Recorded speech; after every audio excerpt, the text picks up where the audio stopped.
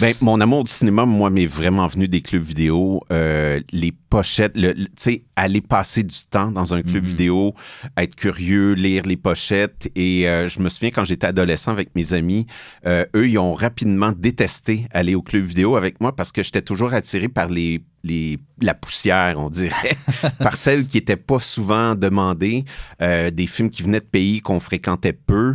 Donc, j'avais déjà une curiosité à l'image, découvrir des nouveaux territoires, le goût du voyage. Très jeune, mes parents, on a beaucoup voyagé, donc j'avais le goût de cinéma étranger.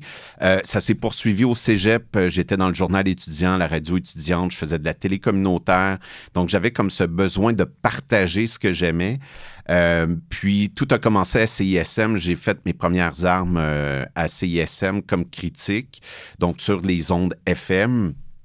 Puis après, j'ai eu une espèce de période de vide où est-ce que j'ai plus été un consommateur. Je suis devenu un festivalier. J'allais au Festival des films du monde, qui a déjà été bon à Montréal. J'allais au Festival du Nouveau Cinéma et c'est là que j'allais voir 40, 50 films pendant 10 jours.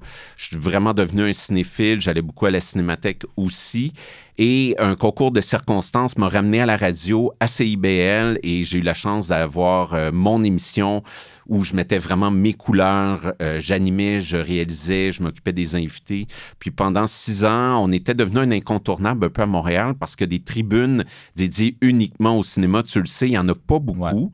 Ouais. Merci d'en être une parce que malheureusement, ça manque. Je comprends pas. On passe un peu par le web maintenant, malheureusement. Oui. Ben, heureusement ou malheureusement, là, c'est correct. Oui, oui, maintenant, c'est beaucoup tout ce qui est alternatif qui réussit à répondre à la demande, mais j'avoue que pour un cinéaste qui sort un film, d'avoir de l'attention médiatique, c'est de plus en plus difficile. Donc, heureusement qu'il y a plein de médias parallèles qui sont développés avec le temps. Et c'est vraiment à partir de CIBL que j'ai fait mes classes, que j'ai appris à écrire des critiques aussi. Après, j'ai travaillé à TFO, où est-ce qu'il y avait un blog de cinéma. J'ai participé à leur émission de télé pendant 1 an. Et ensuite, j'étais un des rédacteurs du blog. Et là, mon Dieu, je me suis amusé, écrire sur Kieslowski, sur Denis Côté, sur Kiarostami, plein de réalisateurs que j'aimais. Puis les rétrospectives étaient super intéressantes. Fait que là, tu fais juste en manger, puis tu deviens un rot de cinémathèque de festival, puis tu continues. Fait que c'est vraiment comme ça. Puis j'ai toujours été... je me souviens dans les questions que tu m'as envoyées, à la fin, tu demandais, y a-tu 2 films que tu aimerais parler? Il y a un film, on va peut-être en parler plus tard, mais Le goût des autres, moi, ça me définit très, très bien ce titre-là. C'est que je suis curieux des créateurs et des créatrices. J'aime discuter du processus, j'aime parler du résultat aussi, mais je suis toujours curieux de savoir comment les gens écrivent. Si j'ai un scénariste, je veux savoir quelle musique il écoute. Est-ce que son chat, il est sur ses cuisses? Comment comment il se met à créer?